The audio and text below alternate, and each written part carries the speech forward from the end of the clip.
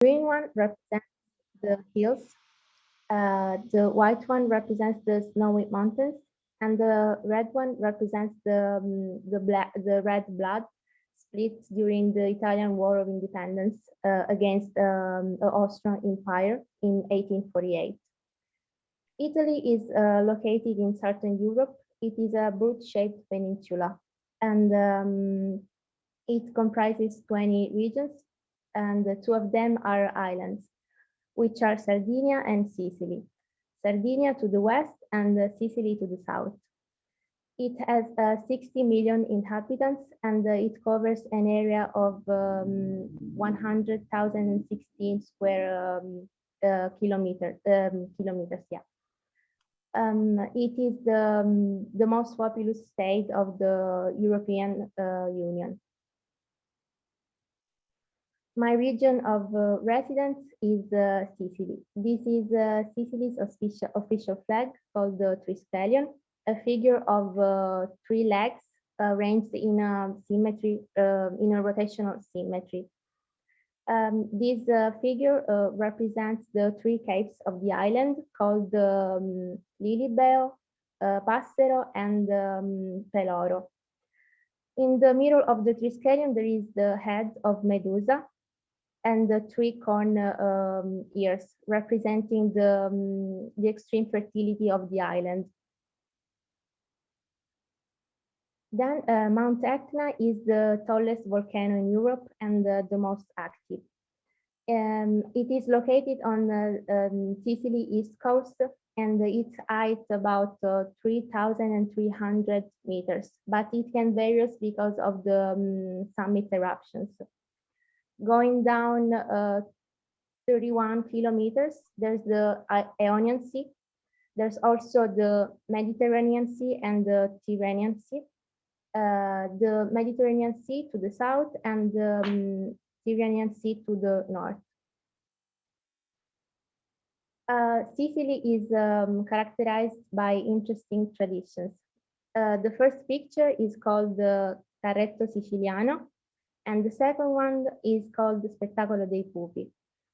The Sicilian cart was introduced in Sicily by the ancient Greeks. It is a multicolored cart trained by a horse or donkey. It became popular in the 19th century because until then the island didn't have a road system reliable, so for continuous transport. The Sicilian puppet is represents the fight between medieval heroes and the Saracens to defend Christendom. In particular, the Palatins of Charlemagne against the Muslim warriors who occupied the Iberian island. Each show is based on a high sense of respect and freedom, and this represents Sicilian moods. Each puppet is covered with elaborate metal armor. The Sicilian puppet has its centers of interest in two major cities, which are Catania and Palermo. Sicilian puppets is about the 2 hours, and it would tell the loves and the deeds of the kings and the heroes. From Greek temples to Roman theaters, Sicily have the most, some of the most fantastic ancient remains. The first picture is Valle dei Templi, and the second, Greek Theater of Taormina. The Valley of the Temples is one of the most important archaeological sites of the world, with many great temples such as Zeus, Hercules, Concordia. It is the temples represents the Hellenic architecture of Sicily. The unique charm of this site is in this blend of cultural environment and natural landscape. It brings together the temples of gods and goddesses, as well as the area of the necropolis and sanctuaries outside the walls. The Greek theater of Taormina is the second largest theater in Sicily after that of Syracuse. Taormina is located on the eastern shores of Sicily, and is one of the most beautiful cities in all of Italy. The theater was built in the 3rd century before Christ.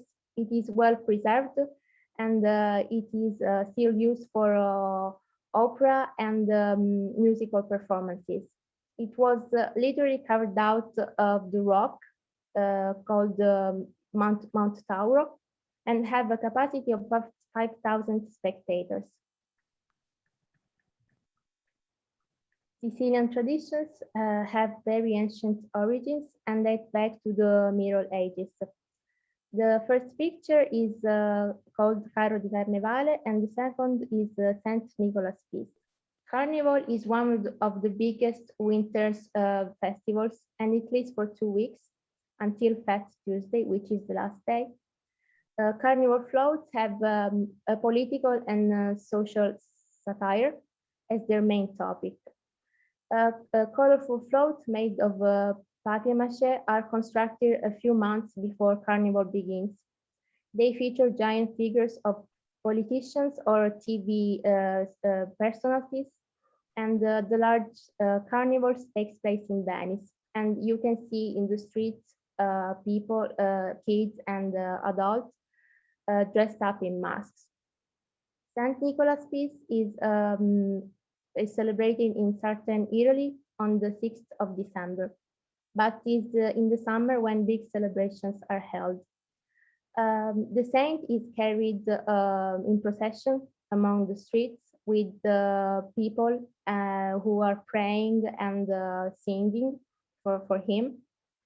There are also barefoot women who follow the saint, and he's covered with gold, such as bracelets and necklace, gave him from the faithful. And to conclude, the Sicilian cuisine is the result of the combinations of centuries of domination. The first picture represents the arancini, which are rice balls stuffed with meat sauce, cheese, and peas, or we can have just butter inside and cooked in the oven or fried. The second picture represents pasta with tomato sauce and fried eggplant and basil. And on the top, you can add salted ricotta. The third picture is called, it represents cannoli, and stuffed with, for example, cream or chocolate, ricotta or pistachio, and they are a very particular Sicilian sweet. The last picture is represents a typical summer breakfast in Sicily, which is granita with brioche. It is a semi-frozen and fresh dessert made from sugar, water, and all flavors, for example, lemons, strawberries, coffee, and peaches. It has a smoother and crystalline texture. The brioche is a typical Sicilian sweet cooking in the oven, and usually we soak it into the granita, or sometimes we even put ice cream inside of it. Thank you. Great, thank you so much, Giulia. Woo. Okay, so I think what we're going to do is allow a couple minutes for questions, and then we're gonna let Josh present. So we can first take some questions on Italy. So Giulia, if you want, you can stop your screen share, and then we can allow some people to ask some questions. You can type your question in the chat, or you can unmute yourself and ask. I had one question. I'm going to send it in the chat, but anyone could ask a question at this time. Was that, in the pictures, the left bottom one? Was The that food? dessert? Yeah, dessert or something else? Which one? We might have to do screen share again. Oh, yeah, The yeah. left bottom one. I left think it's bottom. the cannolis. Yeah, cannolis. Is it dessert? Sweet? Cannoli Yes. is sweet. Yes, right. Mhm. That was all. Thank you. Thank you. Yeah, it looks so good. Cannolis. You can buy them in America. Where I they know, sell it? I have because a question. They're not on the Wednesday, same. Where? They're not the same. Okay, hold on. Go ahead, on Julia. Wednesday, my uncle brought some cannoli to us, so I tested. So Julia, do you know where your uncle bought it? Because Josh wants to try some, so we have to send him the address in the chat. I think it was there. Some places. Maybe it was Palermo Bakery. Palermo Bakery. Okay, how do you spell it? Do you know how to spell it, Julia? Palermo. Palermo. Mm-hmm. Okay, I will check it out. So, Oh. Lindsay, your question was What the butterflies? There's a lot of butterflies in that parade, and I was wondering if you know what the butterflies represent. It's like the carnival. here. I saw a lot of butterflies. You can for good luck, and the floats you can put whatever you want. Oh, okay. They are colored and just whatever you want. Okay. They must be happy and funny. Great. Thank you. Sure. I like the butterfly design. I think Camila asked a question too. Are the Oh, yeah. Sicilian traditions very different from the rest of the country? So do you feel like Not Sicily is really, very different? because, for example, Carnival, Mhm. there's in all Italy, and the most famous is in Venice, which is in the north of Italy. And Saint Nicholas feast is in Sicily. Is we have Saint Nicholas, and also in I don't know, in Bari. It's in another region, Ali? Bari, Body. Bari. in another region, but always in the south. So we have Saint Nicholas just in the south of Italy. Mm. Yeah, does anyone on this call have some Italian heritage that has celebrated St. Nicholas? My family used to do this, St. Nicholas. There's noodles, special noodles, Julia, for this festival. Is that right? There's like a noodle that my family eats only during this festival. Kind of. St. Nicholas Day noodles. They're like very hollow and they're big, very big noodles, but I'd never eat them other times of the year. Usually we eat, this feast is about 2 days, on Saturday and Sunday. On Saturday evening, we usually eat meat. Mm. And on Sunday, we eat pasta with always meat, but it's another kind of meat. And on Sunday evening, we eat meat cooking in the oven. It's about 6 hours that he cooks, because it's an Wow. oven. So slow roasted meat. Yeah, a wood oven. Wow, that sounds good. Do we have any more questions for Julia?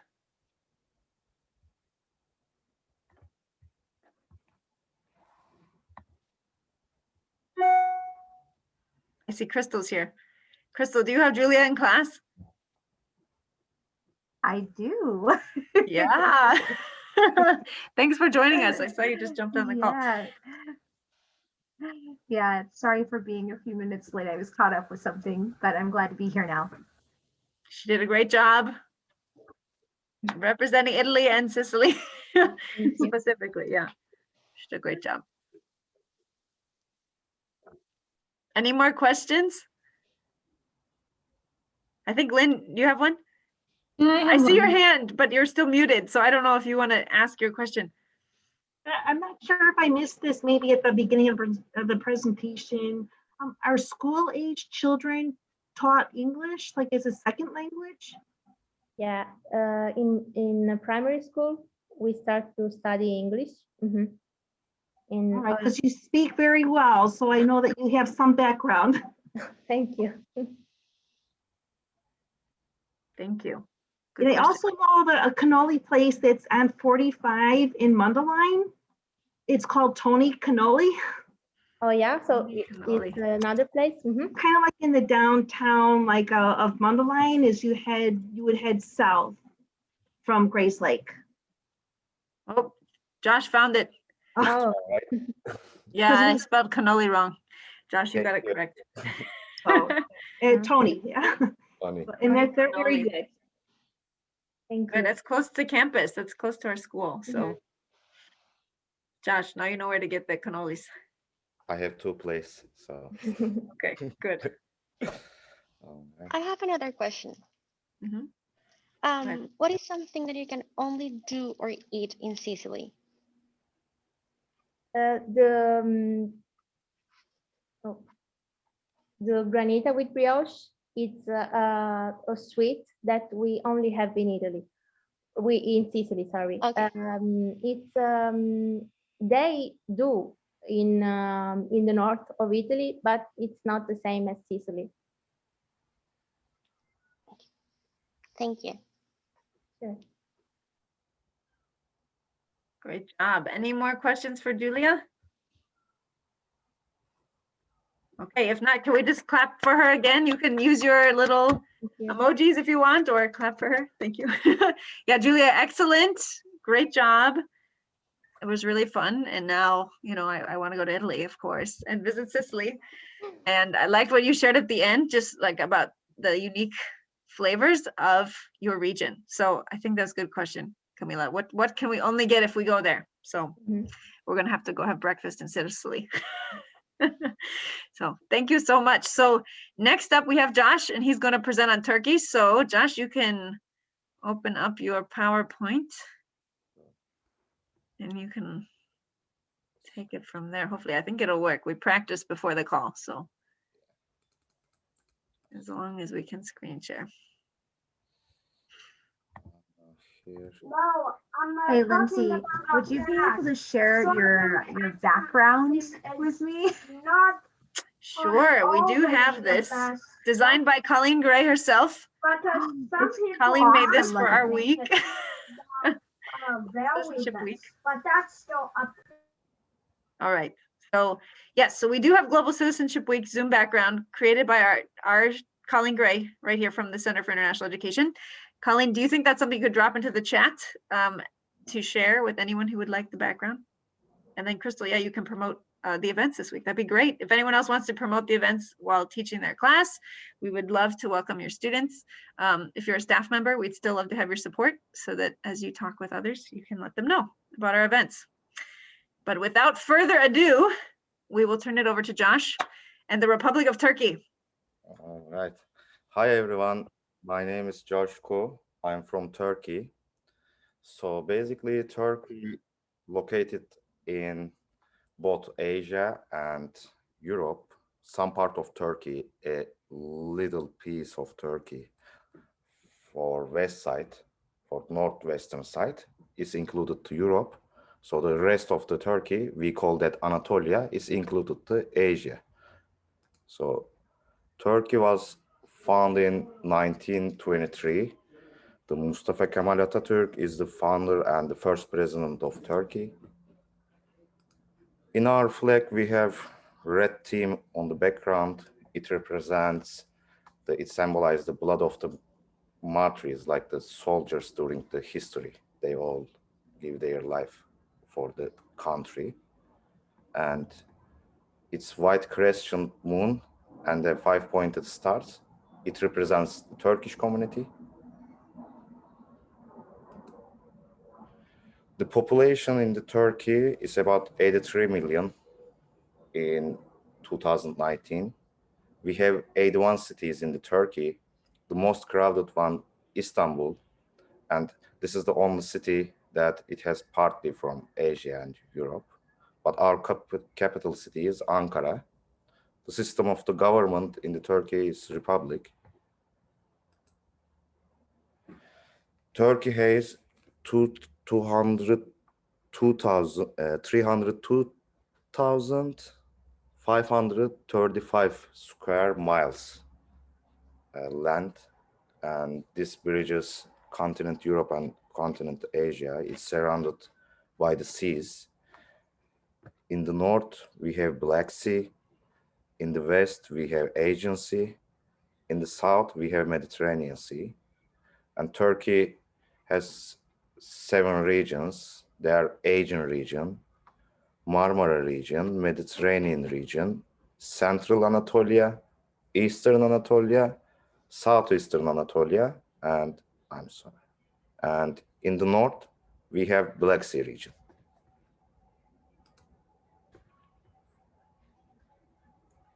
Climate, the weathers in Turkey, basically we have 4 seasons. So we have summer, spring, fall, and winter. In the same time, if you are in Antalya, it's some vacational city in the Turkey. At the same time, you can swim and you can go do skiing by 2 hours driving. So I can say we have very variety climate over there. And mostly Marmara, Aegean, and Mediterranean has warm weathers, but Anatolian side, Central, Eastern, and Southeastern, it may have very strong winters as well. So it's changing. In Turkey, we have a lot of vacational cities, which they located in Mediterranean coast and Aegean coast. So in over there, we have many historical places from ancient times, like 2000 years before, 3000 years before, all the Roman Empire cities, antique cities. We have a lot of places. We have beaches and most of the hotels in the south side. So this part, this pictures most from Aegean side. This is the west coast. West coast is same thing. It's like the climate is warm, so people go here for vacation or for touristic purpose. And in the family structure in the Turkey, the first rule, the younger members in the family always respect the elders. They don't speak with them loudly or like any other slang language. They help them in the daily things, for example, to go to shopping or like to do something if they have free time, of course. And in the family, we have special dinner rituals. All family eats dinner together. Even if they don't eat, they sit at the table together. And for a different, how can I say, for a different cultural thing, we kiss our elder's hand and put the forehead. This means respect. But if you do this to some lady, this means rude. So for the show the respect to the elders, especially in the special days or some traditional days, we kiss their hand and like put our forehead. That represents the respect in Turkish culture.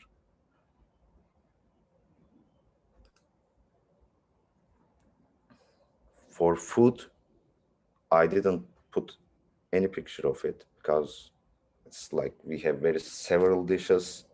It changes region by region.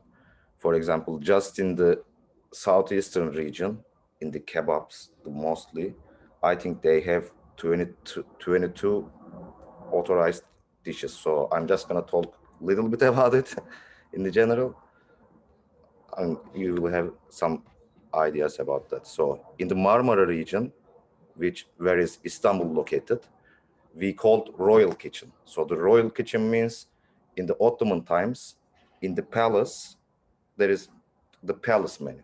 Some special dishes, it belongs to that thing. So in the Marmara region, it's famous with the royal kitchen. In the central Anatolia, eastern Anatolia, and southeastern Anatolia, famous with kebabs and all the version of the kebabs, like doner kebab, shish kebab, so variety. So I can say that.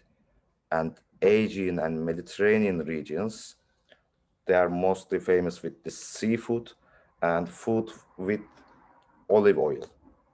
But we call that in Turkey zeytinyağlı. It means food with olive oil, but when you translate to English, it doesn't make sense. But we have some kind of food, like I can say 10 to 15 dishes. We call them with olive oil, cooked with olive oil. So they are like grape leaves or some vegetables in the Asian and Mediterranean side. So mostly they are famous with these kind of foods. And in the Black Sea, they have, again, seafood and the other traditional local foods. But for example, in the Black Sea, they have anchovy as fish over there, and they can make 20 different dishes with anchovy. So it's again so variety food in Black Sea as well. In the celebrations, we have two religious celebrations. There's like Ramazan and the Feast of the Sacrifice. Except that we have October 29th, Republic Day. It's the foundation day of the Republic. And April 23rd, this is like National Rain and Children Day. May 19th, Youth and Sport Day. This is official vacation as well in Turkey. I mean, like official, how can I say? I'm sorry. It's like official date in Turkey as well. And August 30 is Victory Day. This is traditional celebration costumes in the ceremonies or in the celebration days. For example, in the foundation day, in the Asian side, this belongs to the Asian side. Of course, from the history, people not wear like this nowadays. So this is all traditional clothes and folkloric dance for the regions. So as you see, it's changing region by region. I mean, like with the small details. And in the Turkish, we say merhaba for hello. And how are you? We say nasılsın. That means. And if you're gonna say thank you, you can say teşekkürler in Turkish. And in here, you can see two links. So these are some celebration things in the Turkey. Hazır mıyız? Hazır mıyız? Haydi ödemiş, sıra sizde. So in this video, people like this.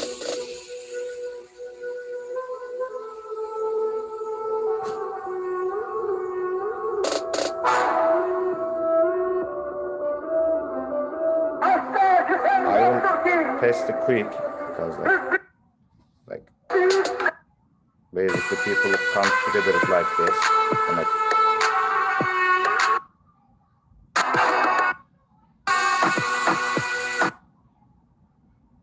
all of them practicing like this.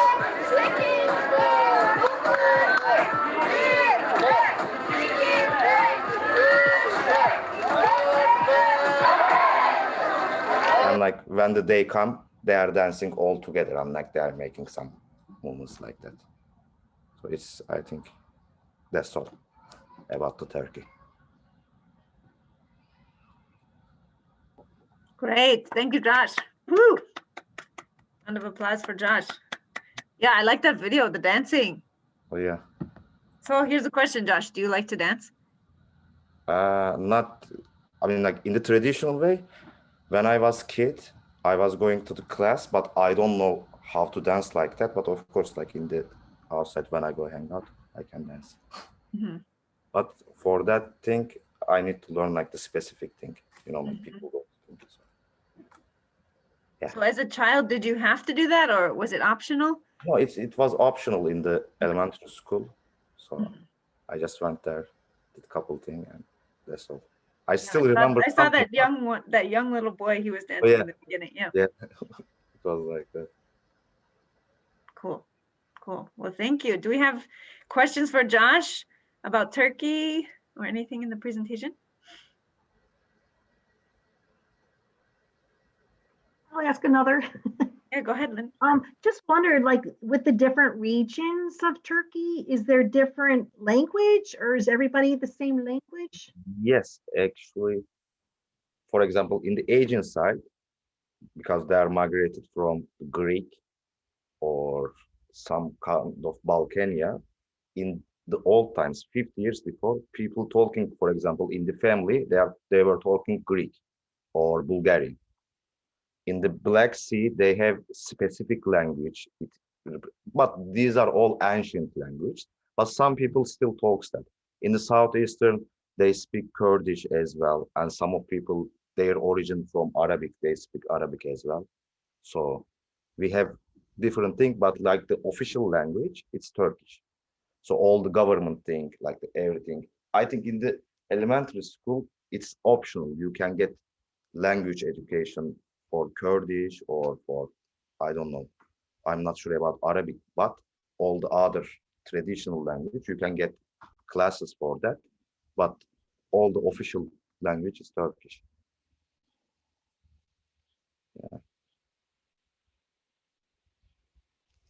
Great. Thank you. Good question. So when you were talking about the olive oil foods, Hmm. I think one time I went to a class and it was like stuffed peppers. Is that right? When you talk Yeah. about grape leaves, there's like peppers. What do you put in that? A rice, Mhm. they have some specific, it's not like spice, but it's some kind of fruit, but it's so small. We say kuş üzümü, but I don't know how to translate. So sometimes they put that, maybe sometimes they can put something like almond. Yeah, But- almonds. Mhm. So it's exactly like that. And then Olive you oil. put it in olive oil, right? Is it like No, you in cook, olive oil or how do you cook it? with olive oil. They just use olive oil. For example, if they're gonna use any oil or any sort of thing, they are just using olive oil. That's all. Great. What do you call that? Diwali? Is it Diwali? How do you say it? The peppers. How do you Dolma, say it? dolma. Dolma. Yeah, dolma. Yeah. Really yummy. There's a question in the chat that asks, what region are you from? I'm from Aegean, like the Aegean region. Aegean. Did you got it? Mhm. No, like the West. Cool. That's the European side, right? No, it's a little bit. Just a second. I will show you. Hold up a map. So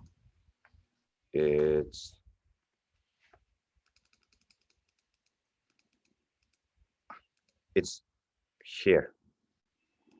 Can you see this one here? The green one, but like a little bit dark green. Yeah.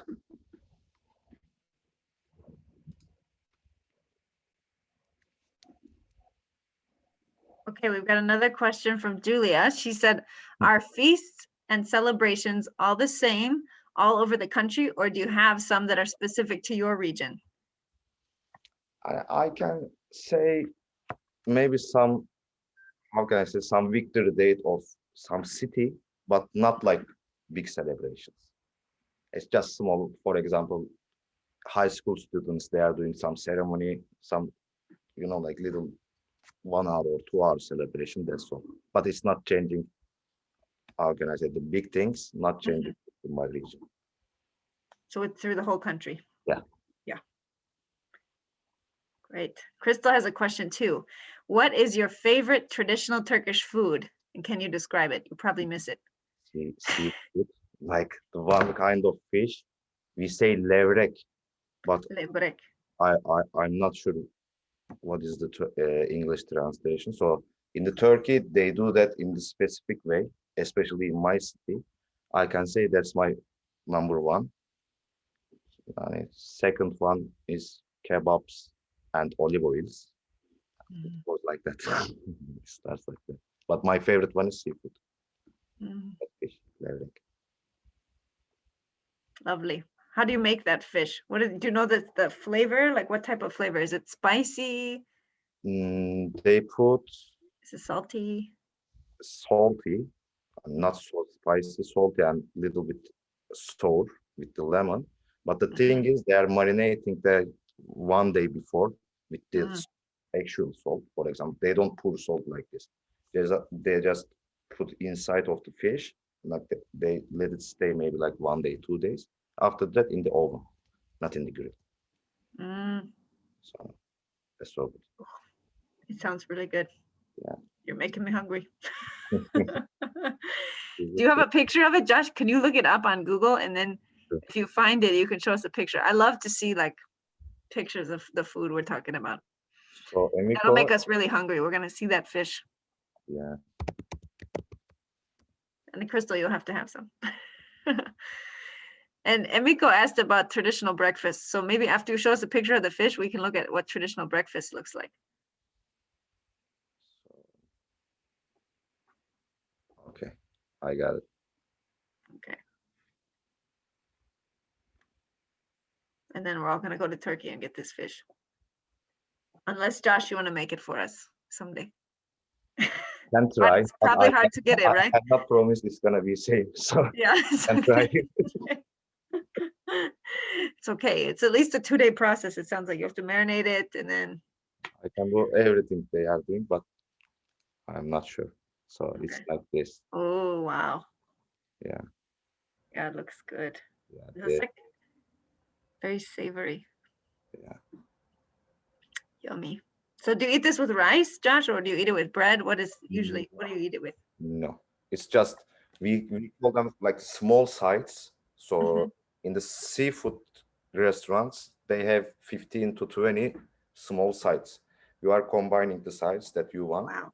And this one, and we have traditional drink rakı. Mhm. So it's Turkish traditional. It's generally we eat balık with rakı. I had the fish with rakı.